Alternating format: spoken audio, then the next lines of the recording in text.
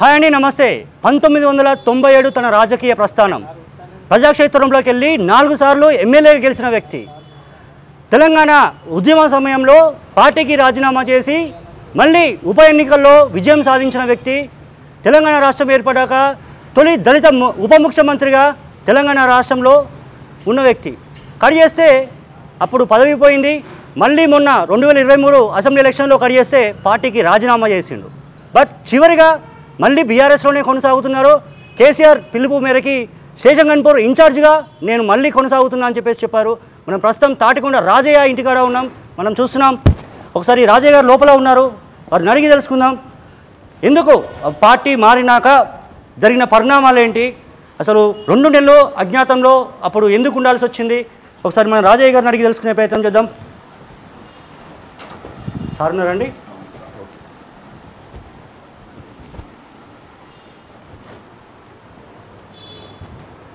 Sir నమస్తే అండి, బాగున్నారా సార్? ప్లీజ్. చూస్తున్నాం ప్రస్తుతం రాజయ్య గారి నివాసంలో ఉన్నాం. ప్రస్తుతం రాజయ్య గారు ఉన్నారు మనతో పాటు.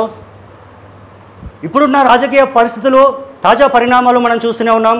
ఎందుకంటే లోక్సభ ఎలక్షన్ సమయంలో కూడా రాజయ్య ప్రచారంలో ముందడుగులో ఉన్నాడని చెప్పుకోవచ్చు. ఎందుకంటే కార్యకర్తలలో కూడా ఒక నయా జోష్ నింపాడని చెప్పుకోవచ్చు. ప్రస్తుతం రాజయ్య గారు ఉన్నారు.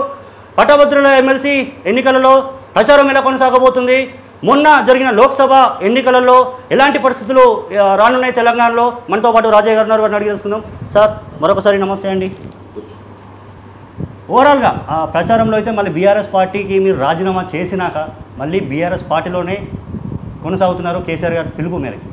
తర్వాత జరిగిన పరిణామాలు మనం చూసుకుంటే ఇప్పుడైతే లోక్సభ ఎలక్షన్లో మీరు చాలా క్యాన్వాసింగ్లో మటుకు ముందున్నట్టున్నారు. కార్యకర్తలు జోష్, దాదాపు వాళ్ళు ఎత్తుకొని కూడా మిమ్మల్ని స్వాగతించినట్టున్నారు. ఎలా చూడొచ్చు సార్? బీఆర్ఎస్ పార్టీ 2001 మొదలై అనేక ఒడిదుడుకులు, అనేక విజయాలు, అనేక అపజయాలు, అనేక పరిణామాల మధ్యలో ఇక్కడి దాకా రావడం జరిగింది. మొన్న జరిగిన అసెంబ్లీ ఎన్నికల్లో మరి ప్రజలు ప్రతిపక్షంలో కూర్చోవడానికి తీర్పు ఇవ్వడం జరిగింది. 39 మంది సభ్యులను గెలిపించుకొని ఆ కార్యక్రమం జరిగింది.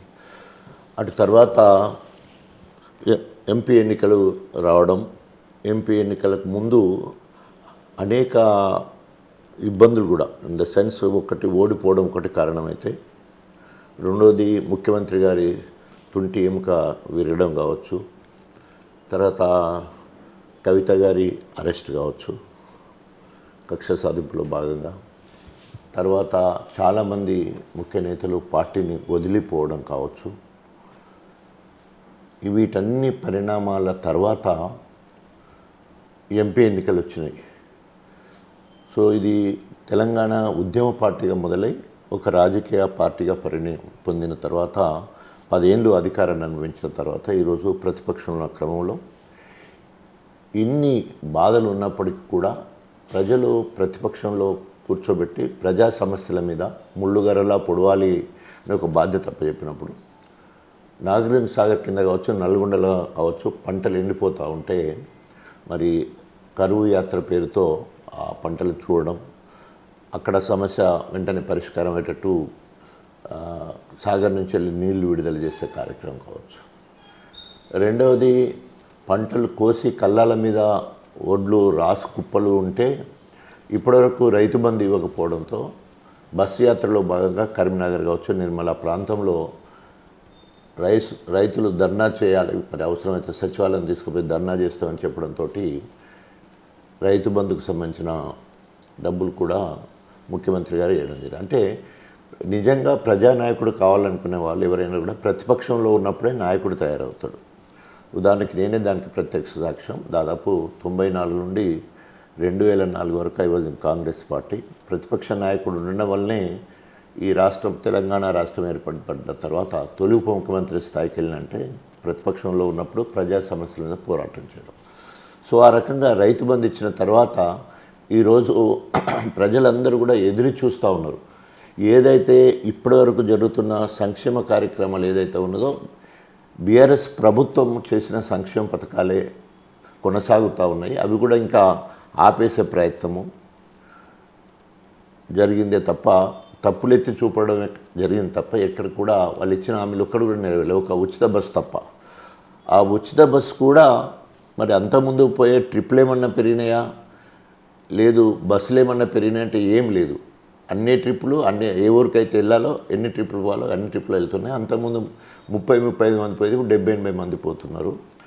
మహిళలందరూ కూడా ఎటన్నా బయటికి వెళ్ళాలన్నప్పుడు పేరెంటాలకు వెళ్ళాలన్నప్పుడు ఆడవాళ్ళంటే అలంకరణ చేసుకొని వెళ్ళే క్రమంలో బస్సు దిగే టైం వరకు అలంకరణ లేని పరిస్థితి కనబడుతూ ఉన్నది. మహిళలందరూ కూడా బాధపడుతూ ఉన్నారు. దాంతోపాటు ఆటో డ్రైవర్లు ఏమో ఆత్మహత్యలు చేసుకుంటారు. ఈ క్రమంలో ఎంపీ ఎన్నికలు రావడం జరిగింది. సో ఆ క్రమంలో మరి గతం అనేక సార్లు చెప్పడం కదా, ఎస్పెషల్లీ వరంగల్ ఎంపీ విషయానికి వచ్చే వరకు నాకు ఎమ్మెల్యే టికెట్ ఇవ్వనప్పుడు నేను మీ ఛానల్తో అనేక ఛానళ్ళు చెప్పడం జరిగింది. కేసీఆర్ గారిని బ్లాక్మెయిల్ చేసి కడియం శ్రీహరి గారు టికెట్ తెచ్చుకున్నాడు, ఎమ్మెల్యే టికెట్. నాకు నా బిడ్డకు నేను కాంగ్రెస్ కనుకపోతే మా ఇద్దరికి టికెట్ ఇస్తానంటున్నారు. మీరు ఇప్పుడు కూడా డాక్టర్ రాజయ్యకే టికెట్ ఇస్తే నేను కాంగ్రెస్కి వెళ్ళిపోతానని డైరెక్ట్గా అధినాయకులతో మాట్లాడడం జరిగింది. దానికి రాజయ్య సౌమ్యుడు, మనం ఆయన ఏ రకంగా అకామిడేట్ చేసుకోవచ్చు అని చెప్పేసి కడియం శ్రీహరికి టికెట్ ఇవ్వడం, నాకు రైతు బంధు సమితి చైర్మన్గా ఒకవేళ ప్రభుత్వం వచ్చేంటే ఎమ్మెల్సీ మంత్రి లేకపోతే ఎంపీనో ఇస్తామని నన్ను ఆ రోజు బుజ్జగించిన సంగతి తెలుసు. వరంగల్ నాకు గన్పూర్ కాకుండా జనగాం ఇన్ఛార్జ్ ఇవ్వడం, సో ముఖ్యమైన సభలకు మాత్రమే గన్పూర్కు వచ్చిన సందర్భం తెలుసు. ఏదేమైనా కూడా గన్పూర్ 13 సంవత్సరాల నుండి కాపాడిన క్యాడరు ఇక్కడ గెలిస్తే నేను స్టార్ క్యాంపెయిన్గా అక్కడ జనగాంలో ఈ రెండు కూడా అభివక్త వరంగల్ జిల్లాలో ఈ రెండు మాత్రమే బయటపడ్డ సంగతి మనందరూ తెలుసు. బీఆర్ఎస్ పార్టీ 2 గెలవడం జరిగింది. అది చాలా సంతోషం. స్టార్ క్యాంపెయిన్ జనగాం అండ్ మీరు గన్పూర్ ఇన్ఛార్జ్ కదా ఆల్మోస్ట్ ఇక్కడ 13 ఏళ్ళ నుంచి వెళ్ళి క్యాడరు అంటే పార్టీ క్యాడర్ కావచ్చు, ప్రజాప్రతినిధులు కావచ్చు, నామినేటెడ్ పోస్టుల వాళ్ళు కావచ్చు, అభిమానులు కావచ్చు, వీళ్ళందరూ. సో మొత్తం చేసినాను 30% చేయకపోవచ్చు కాక, ఎందుకంటే కడియం శ్రీహరి యాటిట్యూడు నచ్చక బీఆర్ఎస్ పార్టీలో నాతో చేరిన వాళ్ళు ఉన్నారు. సో ఆ క్రమంలో మళ్ళీ కడియం శ్రీహరికే టికెట్ రావడం వల్ల ఆయన వ్యక్తిగతంగా ఇప్పుడు ఉదాహరణకి మారపకరావు లాంటి జెడ్పీటీసీ స్టాండింగ్ కమిటీ చైర్మన్ లాంటి వాళ్ళు ముందే పోయింది, ఎందుకంటే ఆయన నచ్చగానే ఆయన కాంగ్రెస్ మరి బీఆర్ఎస్ పార్టీలోకి రావడం జరిగింది. సో ఈ క్రమంలో మరి ఆ గెలిచిన తర్వాత మళ్ళీ బీఆర్ఎస్ పార్టీ పుంజుకోవాలి, రేపు రాబోయే రోజుల్లో సంస్థాగత ఎన్నికలు వస్తున్నాయి, ఎంపీ ఎన్నికలు వస్తున్నాయి, ఇవన్నీ వస్తున్నాయి అనే ఉద్దేశంతో క్రమంలో ఎంపీ టికెట్ ఎలక్షన్లు రావడంతో ఎంపీ టికెట్ కూడా నాకే కావాలని మళ్ళీ రెండోసారి కడియం శ్రీహరి మరి కేసీఆర్ గారిని నా భాషలో చెప్పాలంటే మళ్ళీ బ్లాక్మెయిల్ చేసి, ఎందుకు బ్లాక్మెయిల్ అని మాట వాడాల్సి ఉందంటే క్లియర్గా డైరెక్ట్గా ఇతనే ఈ కడియం శ్రీహరే రేవంత్ రెడ్డిని కలిసి వస్తున్నా ఇప్పుడు అని చెప్పేసి ఆయన ఛాంబర్లో కలిసి బయటకు వెళ్తూ వచ్చిన తర్వాత కేటీఆర్తో అన్నమాట. సో రేవంత్ రెడ్డి నన్ను నా బిడ్డను రమ్మంటున్నాడు, పోతే ఎంపీ టికెట్ ఇస్తారట అని చెప్పేసి డైరెక్ట్ నాయకులతోనే చెప్పే క్రమం, అంటే ఇండైరెక్ట్ బ్లాక్మెయిల్ చేయడం.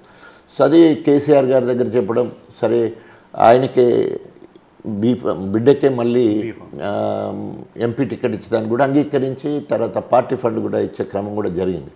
ఎందుకు బ్లాక్మెయిల్ అంటున్నానంటే ఆయన జనాభా 600 మొత్తం తెలంగాణ మొత్తం కలిస్తాయి.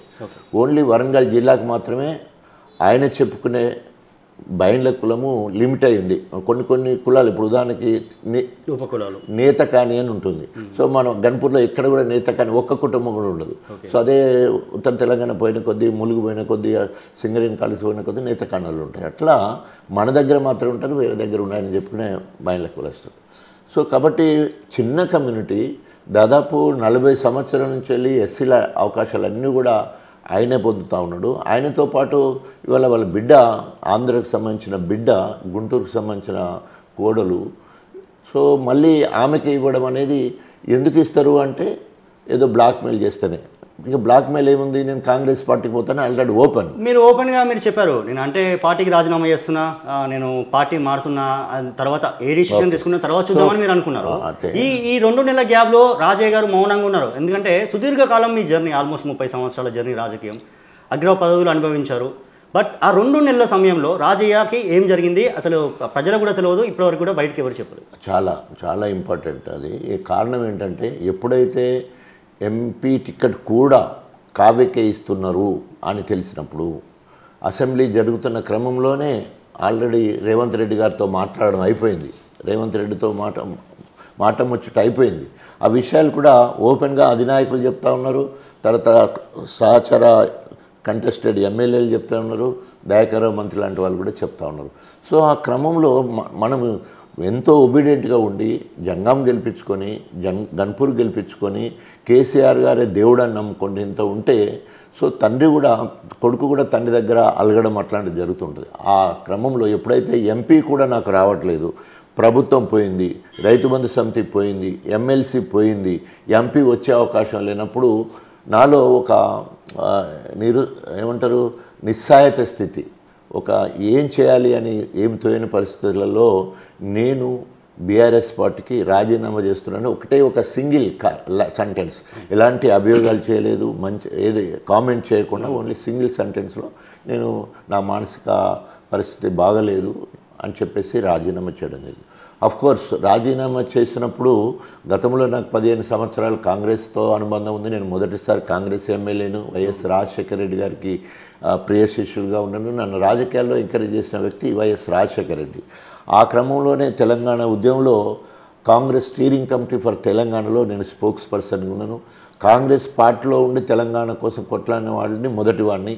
తెలంగాణ కోసం అధికార కాంగ్రెస్ పార్టీ ఎమ్మెల్యే పదవికి రాజీనామా చేసి తెలంగాణ జెండా పట్టుకొని కేసీఆర్తో అడుగులో అడుగేసి తెలంగాణ మొత్తం తిరిగిన వాడిని. కాబట్టి ఆ పరిచయాలని అట్లాగే బీజేపీలో కూడా జాతీయ నాయకులు, రాష్ట్ర నాయకులందరూ కూడా నన్ను సంప్రదించడం జరిగింది. ఏది మన ఎంపీ ఎలక్షన్ మీరు అన్న 2 నెలలు ఏంటి అని అన్నారు కదా, మీరు 2 నెలలు ఏమైంది అనే క్రమంలో సో నేను ఎప్పుడైతే రాజీనామా చేస్తే బీఆర్ఎస్ పార్టీ ఆమోదం తెలియజేయలేదు, లేదా ఆ పార్టీకి సంబంధించిన ఎవరు కూడా నన్ను కామెంట్ చేయలేదు. ఎందుకంటే నిజమే రాజకీయ అన్యాయం జరిగింది కదా, అన్యాయం జరిగింది అనేది యావత్ తెలంగాణ ఉద్యమకారులకు తెలుసు, తోటి సహచరులకు తెలుసు, అందరికీ తెలుసు. ఎందుకంటే ఎమ్మెల్యే ఇవ్వలేదు, ఎంపీ ఇవ్వలేదు, ప్రభుత్వం రాలేదు, ఇంకా మరి ఎవరైనా ఏం చేస్తారు అని ఒక్క బీఆర్ఎస్ నాయకుడు కానీ కార్యకర్త కానీ ఉద్యమకారుడు ఎవరు కూడా నన్ను కామెంట్ చేయలేదు. సో అది అట్లాగే పెండింగ్లో పెట్టేసి ఆ రాజీనామాను పెండింగ్ చేసి అట్లాగే ఉంచే క్రమం అయింది. ఈ క్రమంలో కేసీఆర్ గారు కడియం శ్రేయర్ చేత నమ్మక ద్రోహాన్ని సవిచూసిండు. తిన్నింటి వాసాలు లెక్కబెట్టినట్టు ఆ రోజు టిక్కెట్తో పాటు పార్టీ ఫండ్ ఇచ్చి మధ్యాహ్నం పూట భోజనం కూడా పెట్టిన తర్వాత, ఒకే ప్రజాస్వామ్యంలో ఎవరు ఏ పార్టీకి ఎప్పుడైనా పోవచ్చు. మొత్తం ఇప్పుడు ఉన్న వాళ్ళలో 95% ఓ పార్టీ నుండి ఓ పార్టీ పోయిన వాళ్ళే. ప్రజాస్వామ్యంలో ఎవరు ఎక్కడికైనా పోవచ్చు, వారి మనోభావాలను పార్టీ డయాస్గా వాడుకుంటారు అంతే తప్ప వారి వ్యక్తిత్వాన్ని బట్టి గెలిపోవడం ఉంటాయి. సో ఏదేమైనా కూడా ఆ కేసీఆర్ గారి నమ్మించి మోసం చేసి దాన్ని భరించలేకపోయాడు.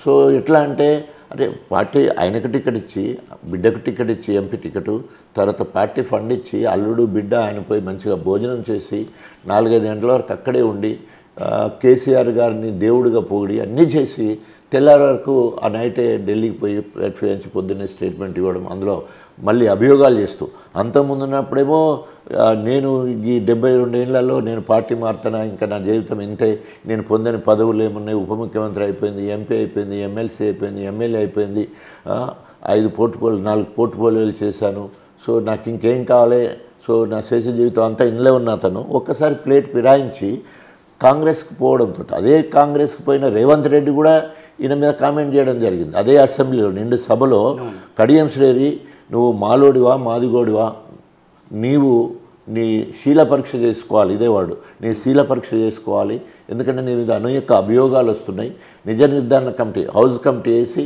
నీ ఊరికి పోయి నువ్వు నీ క్యాస్ట్ ఏందో నువ్వు నిరూపించుకోవాల్సిన అవసరం ఉందని చెప్పేసి ఆయన శీల పరీక్ష చేసుకోవాలని కూడా మాట్లాడడం జరిగింది. అంటే ఆయన పుట్టుపూర్వతలు తెలిసి నువ్వు బయటికి రావాలని చెప్పేసి. ఎందుకంటే ఆయన ఆఖరికి ఇప్పుడు ఇంటి పేరు ఉన్న కడియం కూడా ఆయనకు సంబంధించిన పేరు కాదు, ఆ కడియం అనేది కూడా ఇంటి పేరు కూడా అది కూడా నకిలీనే, కులము నకిలీ, ఇప్పుడు బిడ్డ మతం కూడా నకిలీ. ఇన్ని అభియోగాలు ఉన్నా కూడా కడియమే, కడియం ఇంటి పేరు అనేది బయన్ల వాళ్ళ ఇంటి పేరు, పుట్టింది పద్మశాలి ఇంట్లో పుట్టింది కాబట్టి పద్మశాలి ఇంట్లో ఏది ఉన్నదో అదే ఆయన నిరూపించుకోవాల్సిన అవసరం ఉన్నది.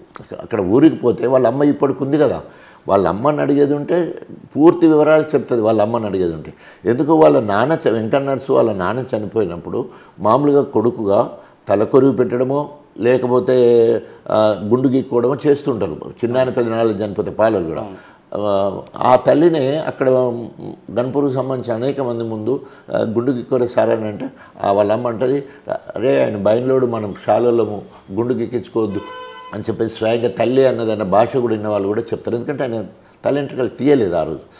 సో ఆ రకంగా నిర్ధారించుకొని రేవంత్ రెడ్డి అన్నాడు, అది దాని డెప్త్ మనకు అవసరం లేదు. కానీ అట్లా కడియం శ్రేరి నకిలీ క్యాస్టు నకిలీ కులం పెట్టేసుకొని బిడ్డ ఈరోజు నేను బైన్లైన్ వచ్చి మళ్ళీ తర్వాత ఆమె ఒక ముస్లింను నజీరుల్లా చేసుకొని నజీరుల్లా చేసుకున్నప్పుడు ఆటోమేటిక్గా ఇస్లాం మతం ప్రకారం యూజువల్గా ముస్లింలు మారిన తర్వాతనే పెళ్లి చేస్తారు. రెడ్ అఫిడవిట్ గ్రీన్ అఫిడవిట్ అని ఉంటే వాటిని సంతకాలు చేయాలి, నమాజ్ చదవాలి, అట్లా అయినాకనే పెళ్లి చేస్తారు. సో అట్లా పెళ్ళి అట్లనే జరిగింది, ముస్లిం పెద్దల సమక్షంలో జరిగింది అనేది పోయిన ఫ్రెండ్స్ ఇదంతా చెప్పిన సందర్భం కూడా ఉన్నది. సో ఆ రకంగా కులాన్ని మోసం చేసి మతాన్ని కూడా మోసం చేసి నకిలీ కులము నకిలీ మతాన్ని పెట్టుకొని వాళ్ళ అభ్యర్థిగా కాంగ్రెస్ దౌర్భాగ్యం కదా. సో మళ్ళీ ఏమంటాడు, రాజయ్య కాంగ్రెస్కు పోతాడు అనుకున్న సమయంలో కడియం ఎంట్రీ ఇచ్చాడు. సో రాజయ్య కాంగ్రెస్ పోతాననే కాదు, నన్ను అన్ని పార్టీలు సంప్రదించిన ఎంపీ ఇస్తారని చెప్పేసి కాంగ్రెస్ సంప్రదించింది, బీజేపీ సంప్రదించింది. ఇప్పుడు మన లోకల్ ధర్మారావు గారు సంప్రదించాడు, వేణుగోపాల్ రెడ్డి సంప్రదించారు, తర్వాత హైదరాబాద్ లెవెల్లో నాయకులు సంప్రదించారు, ఢిల్లీ లెవెల్లో నాయకులు సంప్రదించారు. అట్లా కాంగ్రెస్లో కూడా అట్లా కాంగ్రెస్కు నాకు ఎక్కువ సంబంధం, నేనే ముందే చెప్తున్నాను 15 సంవత్సరాల అయిపోయింది కాంగ్రెస్ పార్టీ అధినాయకులు మొత్తం తెలుసు. స్టీరింగ్ కమిటీ ఫర్ తెలంగాణ కోసం నేను అనేక సార్లు ఢిల్లీకి పోతే ఢిల్లీ పెద్దలు కూడా తెలుసు. సో నేను ముందే చెప్పాను కదా, ప్రజాస్వామ్యంలో ఈ రాజకీయ చరిత్రను ఉప ముఖ్యమంత్రి ఉండి 4 సార్లు ఎమ్మెల్యే ఉండి అట్లాగే ఉట్టినే ఉండలేము కదా. ఆ క్రమంలో నేను ఏ నిర్ణయం తీసుకోలేదు. అప్పుడు కేసీఆర్ దగ్గర నుంచి నాకు పిలుపు వచ్చింది, ఎప్పుడైతే కడియం శ్రీహరి నమ్మించి మోసం చేసి కాంగ్రెస్లోకి పోయారో, సో అప్పుడు కేసీఆర్ దగ్గర నుంచి నాకు పిలుపు వచ్చి నాకు గణపురం నియోజకవర్గ బాధ్యతలు అప్పచెప్తున్నాను. ఎందుకంటే 600 రేపు 3 నెలల్లోనే ఎమ్మెల్యే ఎలక్షన్లు వస్తాయి, ఎమ్మెల్యే కడియం శ్రేణిని అక్కడ ఎదుర్కోవాలంటే నువ్వైతేనే బాగుంటుందని చెప్పేసి అట్టిచ్చేసి ఎంపీగా మళ్ళీ అడిగేస్తారు అనుకున్నాం రాజయ్య గారు. మళ్ళీ ఎంపీగా 100%, ఎంపీగా సర్వే రిపోర్ట్లన్నీ 80-85% మనెంబడి ఉండడం, ఆ కంటెస్టెడ్ 7 ఎమ్మెల్యేలు నా గురించే చెప్పడం, సోషల్ మీడియాలో నా గురించే బాగా ఎక్స్పోజ్ అవ్వడం. ఎందుకంటే not only BRS party, BRS కానీ కాంగ్రెస్ కానీ బీజేపీ కానీ మూడింటికి సెంట్రల్ అట్రాక్షన్ నేనే ఉన్నాను యాక్చువల్గా. అంటే ఇప్పటి వరకు ఉన్న దాంట్లో who is the eligible for MP అంటే డెఫినెట్గా 4 సార్లు MLA deputy CM coming to MP అన్నప్పుడు క్వాలిఫికేషన్ పరంగా నాదే ఉంటుంది డెఫినెట్గా. ఏ పార్టీ అయినా కూడా ఇవ్వడానికి సన్నిద్ధంగా ఉండే. కారణాలు ఏమైనప్పటికీ అంతకుముందు జరిగిన ఒప్పందం ప్రకారము కడియం శ్రేణి కూతురు అంతకుముందు మాట్లాడిన ఒప్పందం ప్రకారం వాళ్ళు అల్లకపోవడం జరిగింది. తర్వాత అరూరు రమేష్ బీజేపీ నుంచి వెళ్ళి పోటీ చేయడం జరిగింది. తర్వాత ఇక్కడి నుంచి సుధీర్ కుమార్ ఉద్యమకారుడు అని చెప్పేసి ఆయన జిల్లా పరిషత్ చైర్మన్ ఆయన ఇవ్వడం జరిగింది. సో రేపు డెఫినెట్గా ఇప్పుడు ఎంపీ ఎన్నికలు ఎంతో ఎమ్మెల్యే ఎన్నిక కంపల్సరీ వస్తుంది. గన్పూర్ నియోజకవర్గ 100% వస్తుంది. సో ఎందుకంటే ఒకటేమో డిస్క్వాలిఫైన్ కావాలి, లేదన్నా రాజీనామా చేయాలి. సో పార్టీ ఫిరాయించినప్పుడు అన్లెస్ 2/3 ఒక పార్టీలు చేరితే తప్ప 39లో 26 మంది ఎమ్మెల్యేలు బీఆర్ఎస్ పోతే ఎలక్షన్ ఉండదు. కానీ సో 26 అయితే మాత్రమే ఎన్నికలు ఉండవు. గతంలో కాంగ్రెస్లు కావచ్చు టీడీపీ అట్లే వచ్చిన బీఆర్ఎస్ పార్టీలకు అప్పుడు ఎలక్షన్ జరగలే. అంతకుముందు కాంగ్రెస్లోకి టీఆర్ఎస్లు పోతే ఎన్నికలు జరిగినాయి. కొందరు బై ఎలక్షన్లు పోయిన రాజీనామా చేస్తే పోయిన వాళ్ళకి ఎలక్షన్లు అయినాయి. అట్లా ఇప్పుడు డెఫినెట్గా ఎలక్షన్లు వస్తాయి, 3 ఎలక్షన్లు తప్పకుండా అని చెప్పేసి భద్రాచలం ఒకటి, మనకు ఖైరతాబాద్ ఒకటి, స్టేషన్ ముగ్గురు రాజీనామా. సో కాబట్టి ఈ 3-4 నెలలనే దేశం మొత్తం ఎక్కడ బై ఎలక్షన్లు వస్తాయి, ఈ ఎలక్షన్లు వస్తాయి, అప్పటిలోపే వీళ్ళు రాజీనామా చేస్తారని అనుకుంటుంది. దానికి అదొకటి. నియోజకవర్గాన్ని కాపాడడానికి ఎవరు అన్నప్పుడు మళ్ళీ ఎవరు లేరు కాబట్టి నియోజకవర్గ బాధ్యత కేసీఆర్ అప్పచెప్పినప్పుడు నాకు ఎమ్మెల్సీ మంత్రి కంటే ఎంపీ కంటే నేను నా నియోజకవర్గమే దేవాలయం ప్రజలే దేవుళ్ళు అనే పబ్లిక్ రిలేషన్ అని కాబట్టి నాకు గన్పూర్ నియోజకవర్గ ఇన్ఛార్జి బాధ్యత గొప్పగా అనిపించింది. చెప్తూ వారు ఒక మాట అన్నారు, సో సుధీర్ కుమార్ను గెలిపించే బాధ్యత మీరు తీసుకోవాలని చెప్పేసి చెప్పడంతో ఇంకా 7 నియోజకవర్గాలలో స్టార్ క్యాంపెయిన్గా తిరగడం కానీ మాట్లాడడం కానీ అవన్నీ జరిగినాయి. ఇవన్నీ ఉడగొట్టుకొని మళ్ళీ నా గన్పూర్ నియోజకవర్గంలో అన్ని గ్రామాలు చాలా ఏమంటారు సుడిగాలి పర్యటన చేసి గన్పూర్ నియోజకవర్గంలో అన్ని గ్రామాలు కూడా తిరగడం జరిగింది. చాలా తృప్తిని కూడా ఎక్కడ పోయినా కూడా ఒక వార్డ్ అనేది రాజయ్య ఏమనంటే నాది ఇది అంటే మళ్ళీ రీఎంట్రీ ఇచ్చినప్పుడు నా చివరి ఊపిరి ఆగిపోయే నిమిషం నేను మళ్ళీ బతికొచ్చినా అని చెప్పేసి మీరు ఒక మాట అన్నారు. అయితే మామూలుగా కడియంసేరి మొదటి నుంచి కూడా డప్పో నెంబడి కుమ్మోడు కూడా అంటారు. అంటే నేను ఎన్నో కష్టాలు పడి అనేక రకాలుగా బాధలు పడి నేను ఏదైనా నిర్ణయం తీసుకుంటే ఇమ్మీడియట్గా ఇప్పుడు నేను బీఆర్ఎస్ పార్టీకి రాక ముందు కాంగ్రెస్ నుంచి వెళ్ళి బీఆర్ఎస్ పార్టీకి తెలంగాణ కోసం ఎమ్మెల్యే పదవికి రాజీనామా చేసి కాంగ్రెస్ పార్టీకి రాజీనామా చేసి ఉద్యమంలో పనిచేసి యావత్ తెలంగాణ మొత్తం తిరిగిన ఒకే ఒక ఎస్సీ మాదిగవాడిగా నేను ఒక్కనే తిరిగిన తెలంగాణ మొత్తంలో. ఆ రకంగా ఉప ముఖ్యమంత్రి ఈయన షార్ట్ మాటకు మళ్ళీ న్యాయం పడి వచ్చేసి మళ్ళీ బీఆర్ఎస్ పార్టీలో జాయిన్ అవ్వడం జరిగింది. మీరే అన్నారు కాంగ్రెస్ పార్టీకి మీరు పోతానని జరిగే క్రమంలో ఆయన వచ్చిందని చెప్తా ఉన్నారు. అట్లా జరిగే కార్యక్రమాలు జరిగినాయి. సో కాబట్టి ఎప్పుడు గన్పూర్ నియోజకవర్గంలో ఎప్పుడైతే 1994లో దగ్గుబాటి వెంకటేశ్వరరావు వచ్చి నాకు ఎమ్మెల్యే టికెట్ టీడీపీ నుంచి వెళ్ళి ఎన్టీ రామారావు దూతగా నాకు వచ్చి ఆఫర్ చేసినప్పుడు I have my own commitments, ఇప్పుడు నేను పాలిటిక్స్కి రాలేను, హాస్పిటల్ కొత్తగా పెట్టాను, నేను ఇప్పుడు రాజకీయాలకు రాలేను అంటే మీరు రాకపోతే అది కడియం శ్రేయర్కి టికెట్ ఇవ్వాల్సి వస్తుంది. అక్కడ స్థానిక నినాదం బాగుంది, ఈయన స్థానికేతరుడు అని ఉన్నది. కానీ స్థానికంగా ఉన్న నాయకులు ఎవరు సర్పంచ్ ఎంపీటీ స్టేచర్ ఉన్న వాళ్ళే ఉన్నారు, ఎవరు లేరు. ఏ రిపోర్ట్ చూసినా ఏ పార్టీ నుండి రిపోర్ట్ చూసినా మీది మాత్రమే ఉంది అక్కడ. సో మీరు వస్తే డాక్టర్గా ఉన్నాడు ఎన్టీ రామారావు గారు, చదువుకున్న వాళ్ళకి బాగా ప్రియారిటీ ఇస్తారు, సో మీరు మంత్రి కూడా అవుతారన్నా కూడా సారీ సార్ నేను పాలిటిక్స్ రాలేను ఇప్పుడు అని చెప్పడం జరిగింది. ఆ తర్వాత ఎన్టీ రామారావు గారు మీరు ఆఫర్ ఇచ్చినా కూడా మీరు వెళ్ళలేదు. అప్పుడు వెళ్ళలేకుండా అంటే నేను ఎంత సౌమ్యుడిని ఎంత ఉదార స్వభావం అంటే ఒకవేళ కనుక నేను వస్తలేను కాబట్టి ఒకవేళ కడియం శ్రేయర్కి ఇస్తా అంటే ఇచ్చేయండి ఏం ప్రాబ్లం లేదా అని కూడా చెప్పాను. తర్వాత దత్తాత్రేయ గారు వచ్చారు, అప్పుడు బీజేపీ రాష్ట్ర అధ్యక్షుడు ఉండే, ఆయన వచ్చి కూడా రమ్మంటే కూడా నేను బీజేపీకి రాలేను అని చెప్పడం జరిగింది. మీరు వచ్చేయంటే టీడీపీ బీజేపీ ఒక్కటవుతా ఉన్నది, సో మా పార్టీ నుండి మిమ్మల్ని గెలిపించుకుంటే మిమ్మల్ని మా కోటలో మంత్రి చేస్తామని ఆయన కూడా ఆఫర్ ఇవ్వడం జరిగింది 94లోనే అట్లా. సో అట్లా రెండు పార్టీలను కూడా నేను ఆ రోజు కాదని రాజకీయాలలో అప్పటికే రావాలనుకోలేదు. అటు తర్వాత జరిగిన పరిణామాల్లో దండోరా ఉద్యమం ద్వారా కృష్ణమాదిగా దండోరా ఉద్యమం నేను ఒక ఎస్సీ మాదిగా అయ్యింది. ఈరోజు మంచి ప్రాక్టీసు జాతీయ స్థాయిలో ఉత్తమ పిల్లల డాక్టర్ వచ్చే స్థాయికి ఎదగడంతో నా జాతిలో ఒక మంచి డాక్టర్ని ఉండడానికి సమాజాన్ని కూడా తెలవాలనే ఉద్దేశంతో దండోరా ద్వారా నేను రాజకీయ అరంగేట్రం చేయడం. 99లో ఎలక్షన్ల కోసము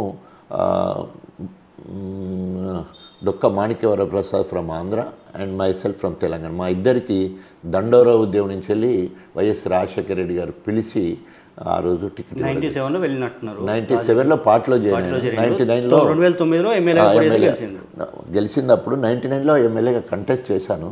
4,000 ఓట్స్తో ఓడిపోయాను. మళ్ళీ బై ఎలక్షన్లు విజయరామారావు రాజీనామా చేసినప్పుడు మళ్ళీ 4,000 ఓట్స్తో ఓడిపోయాను. 2009లో ఫస్ట్ టైము అదే కడియం శ్రేయర్ మీద మహాకూటమి ఉండగా కూడా ఆయన మీద దాదాపు 12,000 పైచిలకు మెజార్టీతోటి ఫస్ట్ టైం ఎమ్మెల్యే గెలిచాను. మళ్ళీ దెబ్బ మీద దెబ్బ కొట్టాలనే ఉద్దేశంతో ఫస్ట్ నుంచి అంటే ఇప్పుడు మనం చూసినాం 2014 నుంచే చూసుకుందాం. 14 మీకు టికెట్ వచ్చినప్పుడు కూడా ధర్నాలు రస్తారోకులు మాకే టికెట్ కావాలని, తర్వాత 18 సమయంలో కూడా సేమ్ యాజ్ ఇట్ ఈజ్, 23 సమయంలో పరిస్థితులు మారాయి. కారణం అదే, ఆయనే స్వయంగా కడియం శ్రేయర్ గారు ఏమంటారంటే రాగానే పార్టీలో జాయిన్ కాగానే 2014లో నేనేమో త్యాగం చేసి నేను వచ్చా, ఆయన షార్ట్కెళ్ళి వచ్చి నాకు ఎమ్మెల్యే టికెట్ కావాలంటారు 2014లో. అప్పుడు హరీష్ రావు ముందుపడి రాజన్న త్యాగం చేసి వచ్చిండు, రాజన్నకి ఇవ్వాలంటే ఆ రోజు రాజన్నకి నాకు ఇవ్వడం, తర్వాత ఉప ముఖ్యమంత్రి. మళ్ళీ 2018లో కూడా మళ్ళీ మాట ఇచ్చినట్టున్నారు ఏమని, రాజయ్య గారు మీ టికెట్కి ఎవరు ఏలు పెట్టరు అని చెప్పి 2018లో కడియం శ్రేయర్ చెప్తారు. 2014లో నేను రాజయ్య అడిగితే రాజయ్యకి ఇచ్చిండ్రు, 2018లో నేను రాజయ్య అడిగితే రాజయ్యకి ఇచ్చిండ్రు, 23లో కనుక మీరు రాజయ్యకి ఇచ్చేయంటే నేను కాంగ్రెస్ పోతా. అదే బ్లాక్మెయిల్ అంటే కదే, నేను కాంగ్రెస్ పోతా, నేనే కాదు నా బిడ్డకు కూడా టికెట్ ఇస్తానంటారు అక్కడ పోతే అన్నట్టు.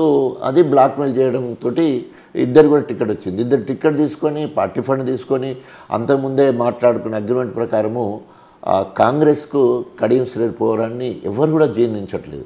అంతేకాకుండా కాంగ్రెస్ ఒక పెద్ద దుర్మార్గము మాదిగలకు వ్యతిరేకంగా. ఒకటేమో క్యాబినెట్లో ఒక మాదిగ మంత్రి లేడు. ఇప్పుడు దామోదర్ రాజనరసింహ మోచి ఉపకులము మోచి, తర్వాత ఎవరైతే ప్రసాద్ కుమార్ ఉన్నాడో స్పీకర్ ఉన్నాడో ఆయన మాల ఉపకులం, తర్వాత బట్టి విక్రమార్క మాల దాసరి మాల ఉపకులానికి సంబంధించి. సో ముగ్గురు అట్లే మొన్న పక్కన కంటోన్మెంట్కు మాల తనకి ఇవ్వడం జరిగింది. తర్వాత నా కర్నూలు పెద్దపల్లి మాల వాళ్ళకి ఇవ్వడం.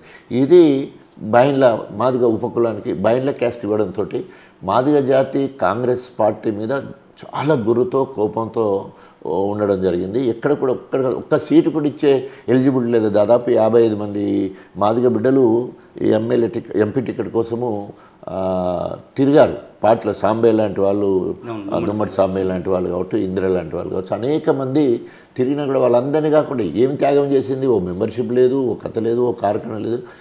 ముందు మీకు కూడా పరిచయాలు ఉన్నాయి కాంగ్రెస్లో, అంటే మీ స్నేహితులు కానీ చాలామంది ఉన్నారు. అసలు ఏం జరిగింది మరి తను వెళ్ళడానికి కాంగ్రెస్ పార్టీ ఆహ్వానించడానికి? అది ఎమ్మెల్యే ఎలక్షన్ల కాంచి వెళ్ళి కడియం శ్రేణికి రేవంత్ రెడ్డికి మధ్య ఒప్పందం. అది ప్రభుత్వంలో నేను వచ్చినా రాకున్నా నేను వస్తానే ఒప్పందం.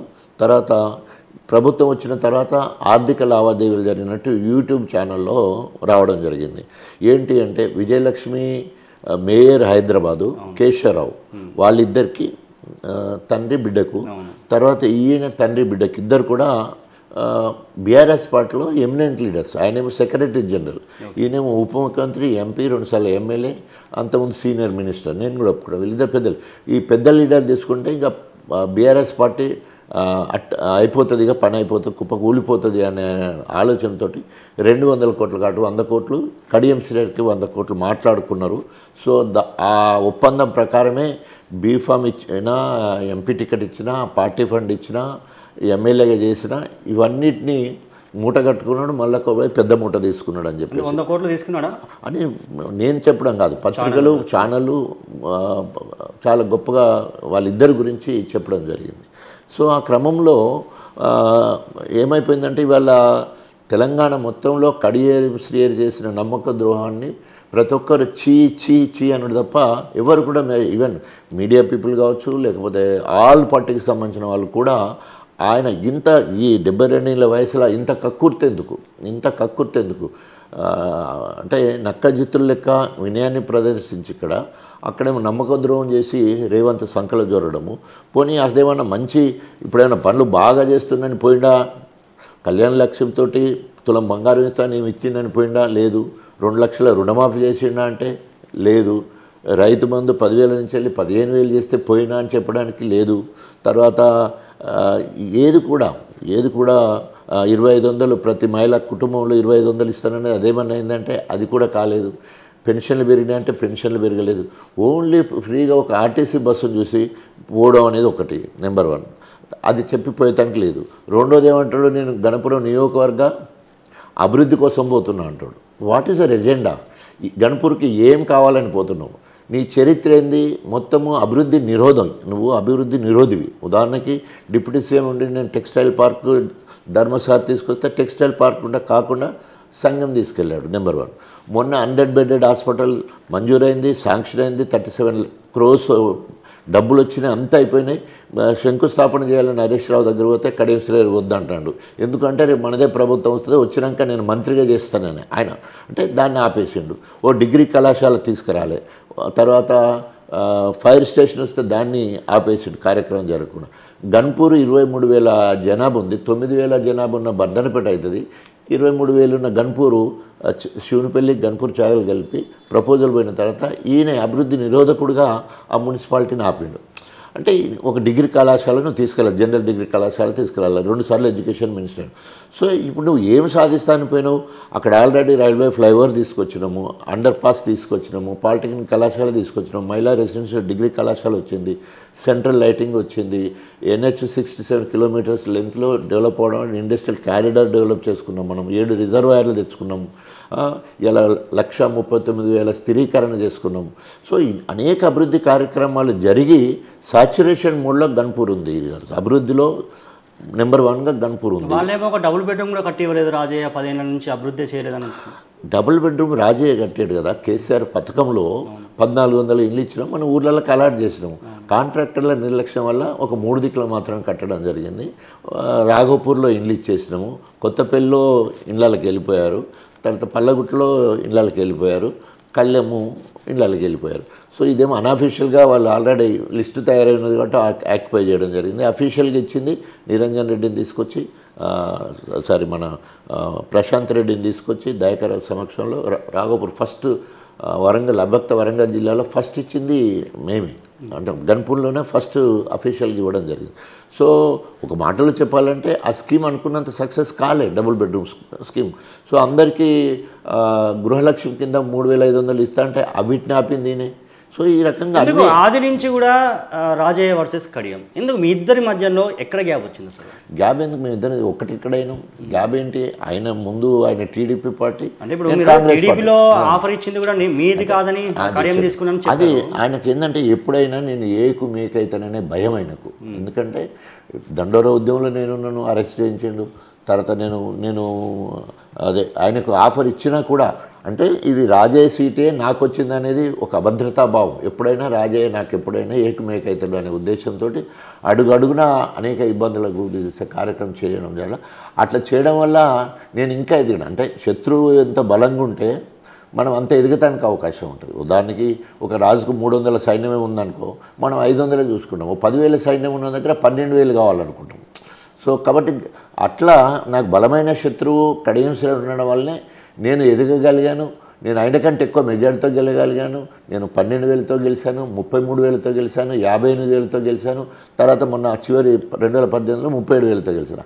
ఆయన 4,465 ఓట్లు మొదటిసారి, రెండోసారి 4,112 ఓట్లు, మొన్న సావుదప్పు కన్నులతో 7,800 మొన్న గెలవదు. ఎప్పుడు 10,000 లోపు ఆయన. సో ఎందుకోసం అంటే రాజకీయ నాయకుడు కుట్రలు కుతంత్రాలు ఎత్తులు జిత్తులు వీటితో గెలవాలనుకున్న నాయకుడు. నేను ప్రజాబలంతో గెలవాలనుకున్నాను. అల్టిమేట్ ఏముంటుంది కదా, ఓట్లే కదా, ప్రజలు ఎంత గొప్పగా ఆదరించాలనే చూసినప్పుడు. సో ఆ రకంగా నేను ప్రజాబలంతో ఎదుర్కొంటూ వచ్చిన. అన్నిటికంటే ఇంపార్టెంట్ ఆయనకంటే నేను ఉప ముఖ్యమంత్రి ముందు ఆయన. ఇవాళ it is an entrance question, who is the first deputy CM of Telangana అంటే ఎవరైనా కూడా డాక్టర్ రాజయ్య ఆయనకు తప్పదు. సో ఆ స్థాయికి వెళ్ళామంటే that is my hard work, my sincerity, obedience, ఇవన్నీ ఉన్నాయి కాబట్టి ఆయనకంటే నేను ముందుగా ఎదగలిగాను. సో ఇప్పుడు కూడా తప్పకుండా నా పేగు బంధాన్ని, బీఆర్ఎస్తో ఉన్న పేగు బంధాన్ని ఆయన ఎత్తులు జిత్తులు కుట్రలు కుతంత్రాలు చేసి తెంపాలని చూశాడు. కానీ ఇవాళ ఆయనే తెగిపోయాడు. సో ఆయనే తెగిపోయాడు. అంటే మామూలుగా నా కష్టాలు యేసుప్రభు జీవితంతో పోల్చుకుంటే మొన్న ఈస్టర్ పండుగ వచ్చింది, గుడ్ ఫ్రైడే అంటారు. గుడ్ ఫ్రైడే అంటే యేసుప్రభు చనిపోయిన దినం. యేసుప్రభు చనిపోవడానికి ముందు అనేక అవమానాలు, దగ్గరి మిత్రులే తెలియదనడము, దగ్గరి ఇష్టమైన మిత్రుడే శిష్యుడే ముందు పెట్టి అప్పచెప్పడము, ఇంకొకరు అయితే ఆయన చనిపోయిన గాయంలో ఏలు పెడితే మాత్రమే నేను నమ్మనడం, కొరడాలతో కొట్టడము, ముళ్ళ కిరీటం పెట్టడము. ఏ యూదుల కోసం అయితే యేసుప్రభు జన్మించిందని అంటారు, చరిత్ర చెప్తుందో ఆ యూదులే యేసుప్రభుకు సిలువేయాలనే పరిస్థితి. బరబ్బా అనే ఒక నరాంతకుడు ఉంటాడు, ఆయన విడుదల చేయాలి, యేసుప్రభుని వేయాలి. సో కడియం శ్రీరామ్ కూడా బరబ్బా లాంటివాడు. గణపురం నియోజకవర్గానికి శని, ఈరోజు బీఆర్ఎస్ పార్టీ నుంచి వెళ్ళి బయటికి వెళ్ళి ఆ శని పోయింది. సో ఆ శని ఇప్పుడు రేవంత్ రెడ్డి పట్టుకున్నది. ఎందుకంటే కాంగ్రెస్ పార్టీ కుప్ప కూలిపోద్దని ఆయనే సంపత్ రెడ్డి సంస్కరణ సభ రోజు బీఆర్ఎస్ కార్యాలయంలో అన్నమాట, 6 నెలల కూలిపోద్దని. ఇప్పుడు కూడా అంటున్నారు. రీసెంట్గా నిరంజన్ రెడ్డి కూడా ఒక మాట అన్నాడు, ఆగస్టు లోపు కాంగ్రెస్ పార్టీ పడిపోతుంది. ఇప్పుడు రేవంత్ రెడ్డి ఏమో అభయస్తామంటే కడియం శ్రీరామ్ పోతే భస్మాసురాస్తమే, అందరినీ మొత్తం చేయబెట్టడము, కథ అందరినీ నాశనం చేయడము. ఇప్పుడు అందరికీ థ్రెట్. ఇప్పుడు కాంగ్రెస్లో ఉన్న ఎమ్మెల్యేలు అందరికీ ఇప్పుడు ఇందిరా పని క్లోజ్ అయిపోయినట్టే కదా.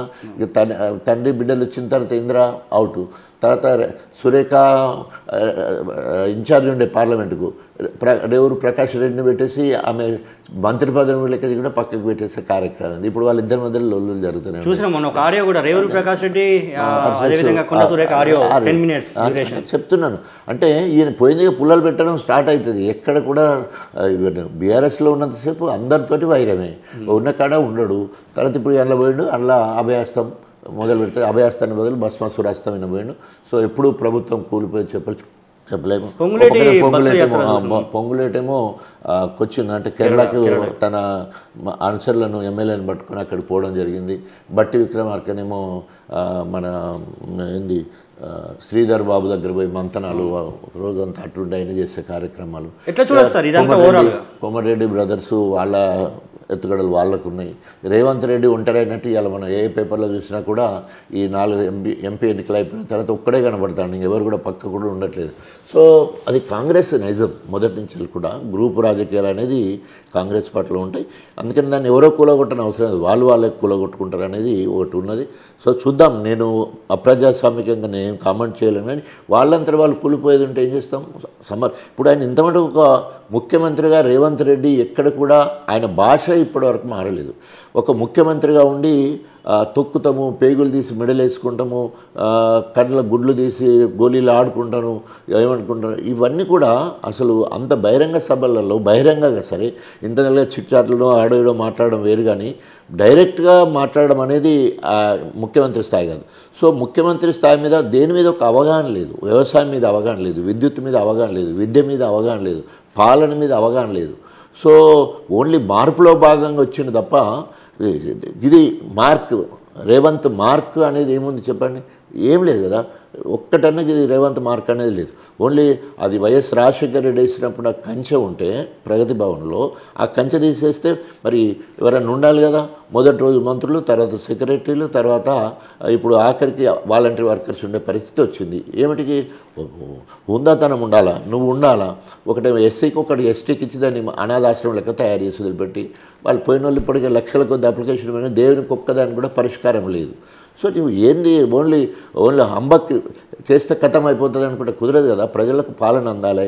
ఇప్పుడు మళ్ళా ఇప్పటి వరకు ఇప్పుడు కల్లాలు లేసే సమయంలో ఇప్పుడు రైతు బంధు ఇస్తున్నావు, మళ్ళీ ఇప్పుడు ఆగస్టు 15కి రుణమాఫీ అంటున్నారు. రైతు రుణమాఫీ 2 లక్షలు ఒక్కడేసారి లక్ష ఇప్పుడు పోయి మళ్ళీ ఇంకో లక్ష తెచ్చుకోండి. నేను రాగానే డిసెంబర్ 9 2 లక్షలు రుణమాఫీ చేస్తాను. అది అట్లాగే ఉన్నది, అట్లే ఉన్నది. పంట నష్టం అట్లాగే ఉన్నది. ఇక ఏది కూడా జరగలేదు. అంటే ఒక అవగాహన లేదు. అంటే తప్పును ఎత్తి చూపాలనే ఉద్దేశం, బీఆర్ఎస్ మీద తప్పులు చూపించాలనే ఇప్పుడు ఈ 6 నెలలు వేస్ట్ చేసింది తప్ప దాన్ని ఒక గాడిలో పెడదామనే ఆలోచన లేదు. ఏదైనా ఇప్పుడు ఒక ప్రభుత్వం నుంచి ప్రభుత్వం వచ్చినప్పుడు విత్ ఇన్ నో టైంలో ఆ పథకాలు కంటిన్యూ చేయాలా. కళ్యాణ లక్ష్మి కంటిన్యూ చేయవు, మొన్న రంజాన్కి బట్టలు ఇవ్వవు, తర్వాత అంతకుముందు క్రిస్మస్కి ఊర్లలోకి బట్టలు పంపించలేదు. తర్వాత ఇప్పుడు చేపలు వేసే సమయం దగ్గరికి వస్తుంది. ఇప్పటివరకు దానికి టెండర్లు కానీ గిన్నెలు కానీ అట్లాంటివి ఏం లేవు. అన్నీ కూడా ఏది చూసినా కూడా ఒక దాని మీద ఒక అవగాహనతో ముందుకు పోయి రివ్యూ పెట్టుకొని వెళ్ళిపోదామనే ఆలోచన లేదు ఇప్పటివరకు కూడా. అందుకనే గౌగోడితనం ఉంటారు కదా, ఇప్పటికి అట్లనే కనిపిస్తుంది రేవంత్ రెడ్డి పనితనం చూస్తే. ఎవరు కూడా ఏదో అంబకి పైగా అందరూ అనుకున్నట్టు, కానీ ఎవరు కూడా ఆయనకు సహకరించలేనట్టు కనిపిస్తూ ఉన్నది. ఇప్పటికి కూడా ఉమ్మడి వరంగల్ జిల్లాని చూసుకుంటే ఇటు బీఆర్ఎస్ నేతలు వలసలు ఉంటాయి మళ్ళీ అని చెప్పేసి అంటున్నారు. ఇప్పుడు మామూలుగా వలసలు ఉన్నాయండి. ఉండటానికి ఏమున్నది, బీఆర్ఎస్ పార్టీ ఇక్కడ ఎవరు ఉన్నారు అంత కంటెస్టెడ్. ఇప్పుడు మొత్తం కూడా అది కూడా జనగాము ఒకటి మాత్రమే ఉన్నది అనుకుందాం, మిగతా ఏం లేవు కదా మా దగ్గర. ఇప్పుడు ఎమ్మెల్సీ ఎలక్షన్లు వచ్చినాయి. ఎమ్మెల్యే ఎలక్షన్లో ఒక పల్ల రాజశేఖర రెడ్డి, ఒక జగదీష్ రెడ్డి, ఇద్దరు ఎమ్మెల్యేలు, మూడు జిల్లాలు కలిపి 34లో 2 మాత్రమే మేము ఉన్నాం. సో మిగతా వాళ్ళందరూ కాంగ్రెస్ వాళ్ళే ఉన్నారు, మిగతా వాళ్ళందరూ కూడా. అయినా కూడా గతంలో దిలీప్ కుమార్ 2 సార్లు, తర్వాత పల్లరాజేశ్వరి 2 సార్లు గెలిచినాం కాబట్టి సీటు మాది. కాబట్టి ఈ సీటును దక్కించుకోవాలనే ఆలోచనతోటి మేమందరం కూడా సీటు ఎమ్మెల్సీ కాబట్టి నల్గొండ ఎమ్మెల్సీ గ్రాడ్యుయేట్స్ ఎమ్మెల్సీ దక్కించుకోవాలనే ఆలోచన మేము ముందుకెళ్తాం. ఇట్లా లోక్సభ మొన్న జరిగిన ఎలక్షన్లో రిజల్ట్ ఎలా ఉండబోతుంది Warangal parliament? So Warangal parliament silent voting జరిగింది. అది తప్పకుండా మాకు అనుకూలంగా వస్తుందని మేము ఎదురు చూస్తూ ఉన్నాం. సో ఎందుకంటే రెండు కూడా ఇది central government, state government, 2 ruling గవర్నమెంట్కు ఒకే ప్రతిపక్షంగా మేము ఉన్నాం. 2 పార్టీలకు ప్రతిపక్షం మేమే.